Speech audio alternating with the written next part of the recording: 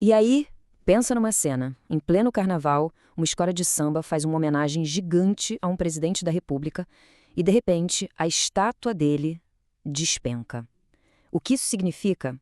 Hoje a gente vai mergulhar num evento que foi muito mais do que um desfile.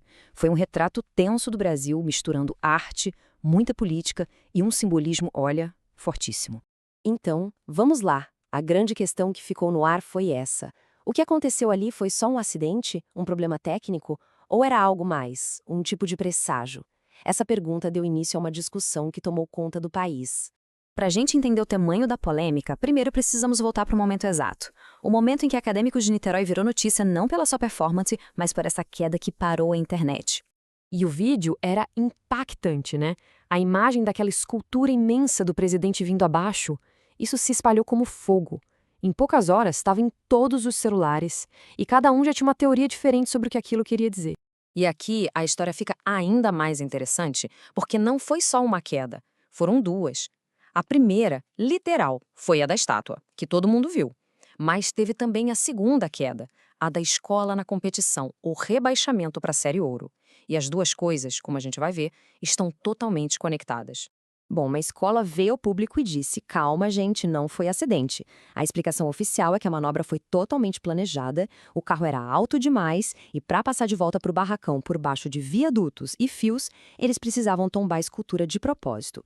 Uma explicação bem técnica para um evento que, a essa altura, já era puramente político.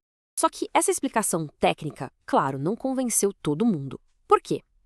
Porque essa queda não aconteceu no vácuo. Ela foi o clímax de um enredo extremamente politizado, um dos mais diretos e controversos dos últimos tempos. Para quem não está tão familiarizado, o enredo é a alma do desfile, é a história que a escola conta. E Acadêmicos de Niterói não fez rodeios, escolheu homenagear o presidente em exercício. Uma aposta, sem dúvida, muito arriscada. E o ponto-chave é esse, não foi só uma biografia, foi um verdadeiro manifesto político na Sapucaí. A escola tomou um lado de forma explícita, defendendo pautas progressistas, movimentos sociais e, ao mesmo tempo, criticando abertamente a direita, com direito a aulas bem provocativas. Era um ato de militância em forma de desfile. E toda essa ousadia política nos leva direto para a apuração, para o resultado oficial e, claro, para a explosão de reações que se seguiram, dividindo completamente as opiniões. O veredito dos jurados foi implacável. Último lugar. E com isso, o rebaixamento do grupo de elite do Carnaval do Rio. Essa foi a segunda queda. A queda que doeu de verdade e selou o destino da escola para o ano seguinte. Nas redes sociais, para os opositores do governo, a coisa toda foi um prato cheio. A palavra que mais se lia era essa, profético. Para eles, a queda da estátua, somada ao rebaixamento, não era coincidência. Era um sinal, um prenúncio do futuro político do próprio presidente. Já do outro lado, a escola e quem apoiava o enredo tinha uma narrativa completamente diferente, a de perseguição política.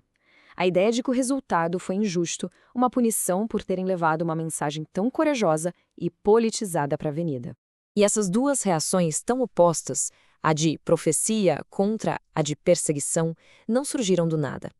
Elas eram, na verdade, um espelho perfeito da polarização que o Brasil vivia naquele começo de 2026. Olha que interessante essa comparação. A polarização vista na Sapucaí era um reflexo da divisão do país. A rejeição dos jurados ao enredo foi lida como uma prévia da rejeição ao governo, e até a narrativa de perseguição da escola era a mesma usada por políticos. O desfile virou uma grande metáfora da política nacional. E não é só impressão, os dados mostravam isso. Naquele mesmo mês, as pesquisas indicavam um país tecnicamente empatado, dividido quase meio a meio. Com um cenário desses, qualquer faísca política, mesmo no carnaval, tinha potencial para virar um incêndio. Então, no fim das contas, qual é o saldo disso tudo? O que esse caso da Acadêmicos de Niterói realmente nos conta sobre a relação entre arte, política e a opinião pública no Brasil de hoje? Uma pista importante está no que foi premiado naquele ano.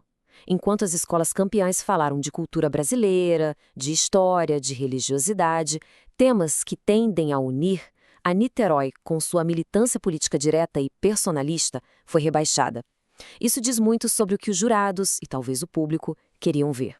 A interpretação de muitos analistas foi essa. O resultado reflete um certo cansaço geral com a polarização invadindo todos os espaços, até a festa. A discussão sobre o uso de verba pública para algo que foi visto por muitos como propaganda política só jogou mais lenha nessa fogueira.